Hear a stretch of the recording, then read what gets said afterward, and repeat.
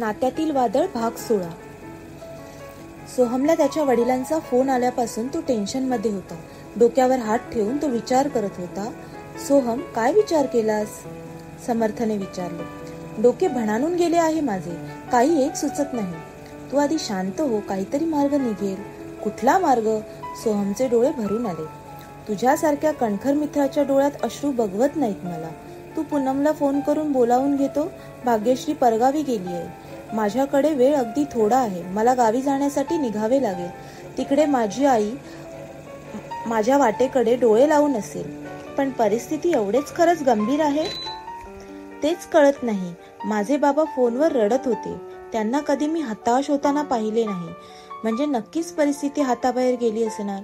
त्यामुळे पूनमला बोलावून बोलण्यात वेळ घालविण्यात अर्थ नाही. मी निघतोच. मी पण येतो तुझ्या बरोबर. ठीक आहे, आपण स्टँडवर भेटू. अर्ध्या तासात येशील ना? नक्कीच. चल, निघतो आता. समर्थ सोहमच्या रूम मधून बाहेर पडला. तोच त्याला मयुरी भेटली. समर्थ, नेमके कालच हे फिरतीवरती गेलेत, मयुरी वहिनी म्हणाली. डोंट वरी वहिनी, मी जातोय सोहम बरोबर. ठीक आहे. कुणास ठाऊक काय झाले असेल गावाला. काकांचा फोन आला आणि सोहम भाऊजी एकदम सैरभैर झाले.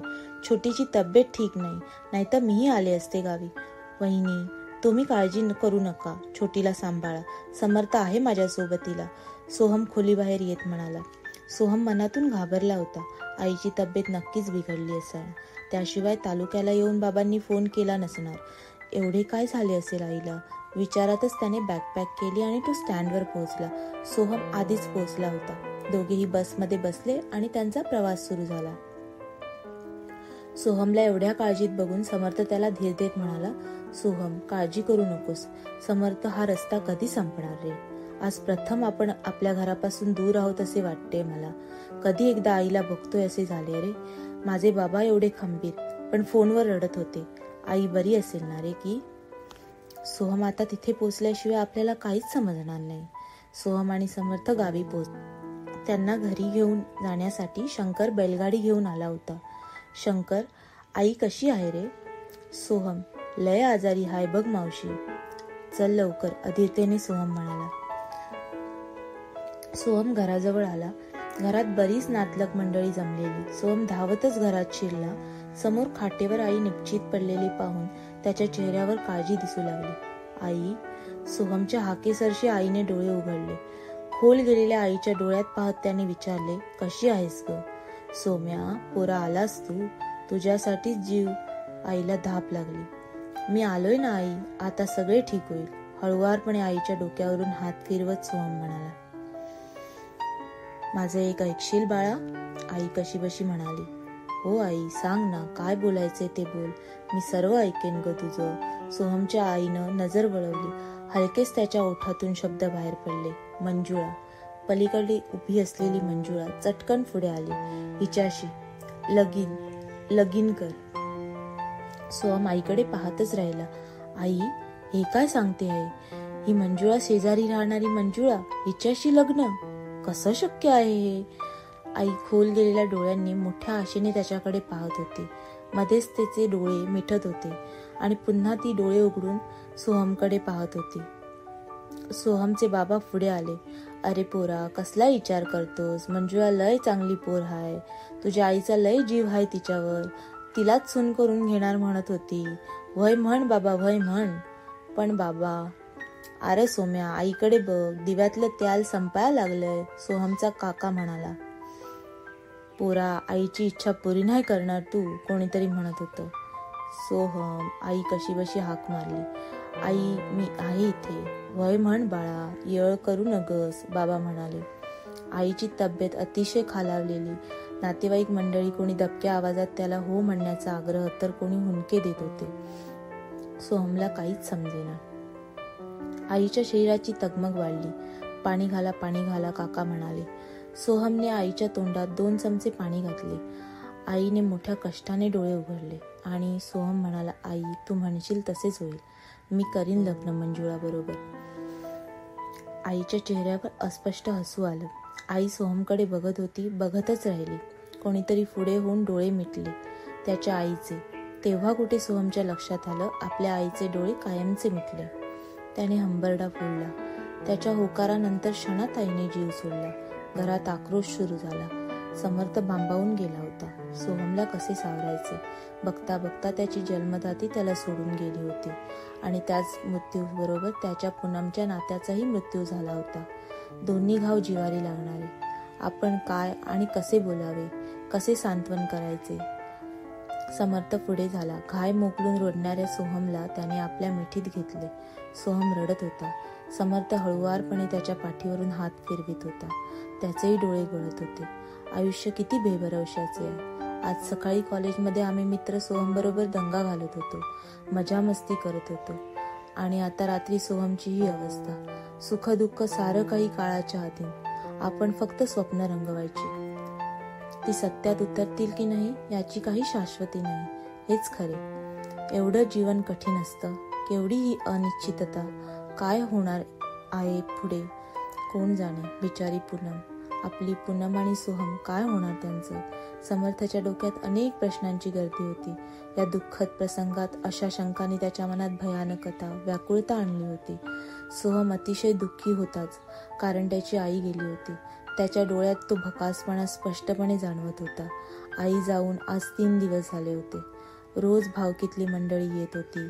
इतरही पै पाहुणे पुन्हा पुन्हा आईच्या आठवणीने, तिने सोहमसाठी घेतलेले कष्ट, आपला मुलगा शिकून मोठा साहेब व्हावा हे पाहिलेले स्वप्न, सारं वरच्यावर कोणाच्या ना कोणाच्या तोंडून येत होतं. सोहम हे सगळं जाणतच होता, पण आता फक्त आईचेच नव्हे तर नातेवाईकांचे ते स्वप्न होऊ पाहत होते, आणि प्रत्येकजण आवर्जून ते स्वप्न पूर्ण कर म्हणून सांगत होतं. त्याच्याबरोबर मंजुळा बरोबर लग्न कर, म्हातारीची इच्छा पूर्ण कर, नाहीतर तिच्या आत्म्याला त्रास होईल हेही सांगायला विसरत नव्हता. कोण्या नातेवाईकाने विचार मांडला, सोहमचे लगीन ह्या वर्षातच व्हायला पाहिजे, नाहीतर 3 वर्ष पुढे जाईल. वय वय, पहिल्या वरी श्राद्धाच्या आतच लगीन व्हायला पाहिजे. पण अजून माझं शिक्षण पूर्ण झालेलं नाही. त्यानंतर नोकरी वगैरे. मला माझ्या पायावर उभं राहायला 3-1 वर्ष तरी लागतील. मला एवढ्यात लग्न करता येणार नाही. सोहम म्हणाला. शा अजून 3 वर्ष? नाही बा, एवढं दिवस. आमची पोरगी काय घरात बसवून ठेवायची? ते जमायचं नाही. लगीन या वर्षात व्हाया पाहिजे म्हणजे पाहिजे. मंजुळाकडून तिचा मामा म्हणाला. मामा, अहो असं काय करता? सोहम, त्या गोष्टी बोलायची ही वेळ नाही, समजतंय? तरी बी 3 वर्ष वाट बघायची आमची तयारी नाही. पुन्हा मामा म्हणाला. दोघंही गप्प राहा, काहीतरी तोडगा निघेल. मंजुळाचे बाबा म्हणाले. सोहमला हायसं वाटलं. चला, निदान या लग्नाचा विषय तरी पुढे ढकलला. समर्थला बाजूला घेऊन सोहम म्हणाला. समर्थ, तू आज निघ. आज तुला इथे राहता येणार नाही. असे का म्हणतोस? उद्या परवा जाईन. तू फार एकटा पडला आहेस. समर्थ, अरे इथे राहिलास तर दिवस होईपर्यंत तुला इथेच राहावं लागेल. आमच्या गावची पद्धत आहे ही. तेव्हा तू आजच जा, दिवसाला परत ये. एवढे दिवस इथे या सगळ्या असल्या चर्चा होणार, त्यापेक्षा तू निघ. अरे पण प्लीज समजून घे मला. डोळ्यात आसू आली सोहमच्या. ओके, मी निघतो, तू काळजी घे. एका शब्दात अडकलास, पुढे आता विचारपूर्वक बोल. समर्थ, मी काळजी घेईन, प्रॉमिस. थोड्या वेळातच समर्थ तिथून बाहेर पडला. पूर्ण प्रवासात त्याच्या डोक्यातून सोहमचा विचार जात नव्हता. पुढे काय होणार हा एकच प्रश्न, आणि त्याच्या विचारातील शेकडो उत्तरे. फक्त विचारांमधील. प्रत्यक्षात काय घडणार? आयुष्य कुठल्या वर्तुळात फिरवणार आणि सोहमला फिरवणार, कोण जाणे. या 3 दिवसात भाग्यश्री बरोबर बोलता आले नाही. त्याने मोबाईल ट्राय केला, रेंज मिळाली नव्हती. पौर्णिमेचा चंद्र काळाभोर आकाशात दिमाखाने आपले सौंदर्य दाखवत होता. शुभ्र चांदण्याने आकाश भरून गेले होते आणि धरती प्रकाशाने न्हावून गेली होती. समुद्राला उधाण आले होते. गार वाऱ्यांनी शरीर ताजतवानं होत होतं. उल्हासित, आनंदित, तृप्तीचा क्षण मन अनुभवत होतं. जेवून खाऊन निवांत समुद्रकिनारी वाळूवर गप्पा मारण्यासाठी भाग्यश्री, धनश्री आणि प्रीतम आलेले. मनात किती साठू हे क्षण, असं काहीसं भाग्यश्रीला झाले होते. धनश्रीच्या मांडीवर डोकं ठेवून ती पहुडली होती. 2 दिवस म्हणता म्हणता 4 दिवस झाले इथे येऊन. आता उद्या निघायचे जीवावर आले. भाग्यश्री, अजून तुझे मन भरले नाही? बाईसाहेब, उद्या निघायचे. मी आणि बाबांनी 2 दिवस रजा वाढवून घेतली. प्रीतमचीही कामं खोळंबली असतील. हो ना रे? तसं आहे खरं, पण अजून मीही राहायला तयार आहे. प्रीतम धनश्रीला म्हणाला, धन्य आहे तुझी. अरे बाबा, तू मालक आहेस तुझ्या कंपनीचा, आमचे तसे नाही, धनश्री म्हणाली. काम डाऊन धनश्री, उद्या आपण निघतोय. डोंट वरी, भाग्यश्री म्हणाली. भाग्यश्री, आता मला झोप येते, निघूया. धनश्री, लास्ट नाईट आहे ही, तीही अशी पौर्णिमेची, मस्त वाटते, थांब ना थोडा वेळ. भाग्यश्रीचे डोके आपल्या मांडीवरून बाजूला करीत धनश्री म्हणाली, तू थांब इथेच, प्रीतमची कंपनी आहेच तुला, मी जाते. धनश्री उठली. Bye, good night. Good night, bye, Dhanashree थोड्या गुस्सातच म्हणाली. धनश्री तेथून निघालीच. प्रीतम, ही आमची धनश्री म्हणजे तिला झोप आवरतच नाही, जाऊ दे तिला. तुला किती वेळ पाहिजे तेवढा वेळ मी थांबतो तुझ्यासोबत, मग तर झालं. चल, त्या ओल्या वाळूतून थोडा फेरफटका मारूया, भाग्यश्री म्हणाली. उठ. भाग्यश्रीला उठण्यासाठी हात दिला प्रीतमने. दोघे ओल्या वाळूतून चालू लागले. प्रीतम विचार करत होता, आपलं मन मोकळं करूया का? ही वेळ योग्य आहे का? की पुन्हा कधीतरी सांगावे भाग्यश्री, तुला मुंबईच्या एअरपोर्टवर पाहिलं आणि त्याच क्षणी वाटून गेलं, ही भाग्यश्री एवढी सुंदर दिसू लागली, खूप आवडली आपल्याला ती. त्यानंतर आपण तिला छान कंपनी दिली, तिची इच्छा पूर्ण करायची म्हणून इथे घेऊन आलोय. या 4 दिवसात तिचे विचार, स्वभाव जाणण्याचा प्रयत्न केलाय आणि ती आता जास्तच आवडू लागलीय. व्यक्त करू का माझं प्रेम की थांबू? प्रीतम विचारात चालत होता. प्रीतम, मला समुद्रकिनारी शांतता पाहिजे म्हणाले होते मी, पण एवढीही शांतता नको की आपण दोघे असतानाही बोलायचे नाही. अगदी हाताची घडी तोंडावर बोट. आपल्या हाताची घडी सोडवत हसत म्हणाला प्रीतम, मी फक्त हाताची घडी घातली होती, तोंडावर बोट तू तुझ्याच ठेवलं होतंस. तेही खरे, मी सुद्धा न बोलता चालत होते, थोडासा विचार करीत होते. विचार? कसला विचार या क्षणी आलाय? सांगू? सांग ना. एवढ्यात कोणाशी त्यासंबंधी बोलणार नाहीस, प्रॉमिस करतोस? सिक्रेट आहे, एकदम सिक्रेट, प्रॉमिस, कोणाला बोलणार नाही. हे प्रॉमिस देताना क्षणभर त्याच्या मनात विचार आला. आपल्या मनात जे विचार या क्षणी आले तेच तर विचार नसतील ना? त्याची छाती धडधडू लागली. प्रीतमचा हात हातात घेत भाग्यश्री म्हणाली, प्रीतम, आणि ती बोलायची थांबली. प्रीतमला समर्थबद्दल सांगायचे, पण कसे सांगू? काय म्हणेल तो? प्रीतम तिच्याकडे एकटक बघत होता. विचारांचे चक्र डोक्यात गरगर फिरत होते. हृदयाची धडधड वाढली आणि पटकन बोलला, भाग्यश्री, तुझ्या प्रेमाचं सिक्रेट तर नाही ना? त्याचा हात दाबत ती एकदम म्हणाली, प्रीतम, यू आर ग्रेट. कसं ओळखलंस? प्रीतमचे मन आनंदाने नाचू लागले. आपल्या मनात आहे तेच हिच्याही मनात आहे, तर आपण आधी तिच्यावरील प्रेमाचा उच्चार करावा की तिचे प्रेमाचे बोल ऐकून तृप्त व्हावं? भाग्यश्रीने विचारले, तुझे कोणावर प्रेम आहे? तू कधी प्रेम केलेस? प्रेम? ओ, किती वेगळी, अनोखी भावना असते, आपलं आयुष्य बदलून टाकणारी, भरून टाकणारी. रोजच ते जीवन, तोच दिवस आणि तीच रात्र, तीच ती कामं, सारं बदलून टाकणारी, नवीन जीवन मंत्र देणारी, जीवनाकडे पाहण्याची नवीन दिशा देणारी भावना. सगळंच बदलून जातं, सुंदर भासू लागतं. म्हणजे तू प्रेमात पडलीस तर? उत्साहित होत प्रीतम म्हणाला, प्रेमात पडले? अगदी डुबून गेले. माझीही तीच अवस्था आहे. म्हणजे प्रत्येकाची तशीच असेल नाही? कवी पाडगावकर म्हणतात ना, प्रेम म्हणजे प्रेम असतं, तुमचं आमचं सेम असतं. तिचं वाक्य पूर्ण करत प्रीतम म्हणाला. प्रीतम तिच्याकडे बघत होता आणि मनोमन खुश होत होता. I love him very very much. आपल्यातच गुंग झालेली भाग्यश्री बोलून गेली. तिच्या या वाक्याने प्रीतमला काहीच सुचेना. क्षणभरात त्याच्या हृदयाचे शतशः तुकडे झाले. उंच येऊन जमिनीवर आपटावे, अगदी तसे म्हणतात ना, हृदयाला तुटल्याचा आवाज होत नाही, घाव मात्र जबरदस्त लागतो. घायाळ करणारा, जीवाची तडफड करणारा, कासावीस करणारा, जीवनातला जीवनरस शोषून घेणारा आणि माणसाला हतबल करणारा. प्रीतमची अवस्था तशीच होती. त्याला काही समजेनासे झाले. भाग्यश्री आपल्याच विचारात होती, समर्थबद्दल बोलत होती आणि प्रीतम एखाद्या निर्जीव पुतळ्याप्रमाणे उभा होता. आमच्या भांडणांची आठवण काढून आजही वाटलंच नव्हतं तो उंदीर माझा जीवनसाथी होईल, आणि दोघांच्याही घरून जेव्हा रितसर आमचं लग्न ठरलं तेव्हा कुठे जीवात जीव आला. इथे आल्यापासून समर्थची खूप म्हणजे खूपच आठवण येते बघ. त्याचा फोनही लागत नाही. आता उद्याच भेट होईल. प्रीतम तारकर्लीला त्याच्याबरोबर मी पुन्हा यायचे हे ठरवले आहे. भाग्यश्री भरभरून बोलत होती. आपल्याच मूडमध्ये होती. बऱ्याच वेळाने ती बोलायची थांबली. प्रीतम, तू काहीच का बोलत नाहीस? असा बघतोस का माझ्याकडे? गंमत वाटली ना तुला? अरे बोल ना. I am shocked. वाटलेच होते मला हे ऐकून तुला शॉक बसणार. शॉक असा तसा नाही, एकदम हाय पॉवरचा शॉक बसलाय. काय बोलावे हेच समजत नाही. मी सांगते, हे बघ, माझा हात तुझ्या हातात आहे, तेव्हा माझं अभिनंदन कर. हो येस, कॉंग्रॅच्युलेशन्स. एवढा थंडा प्रतिसाद. अरे मी खरेच एकदम गारठलोय, एकदम थंडा पडलोय. समर्थ, तोच तो आपण मुंबईवरून आलो होतो आणि त्याच रात्री त्याच्या बर्थडे पार्टीला गेलो होतो, आठवले? आठवले. म्हणजे तुमचे तेव्हापासूनच? नो नो नो, तेव्हा फक्त तो मित्र होता, ओनली फ्रेंड्स. हसत भाग्यश्री म्हणाली. असं आहे तर सगळं.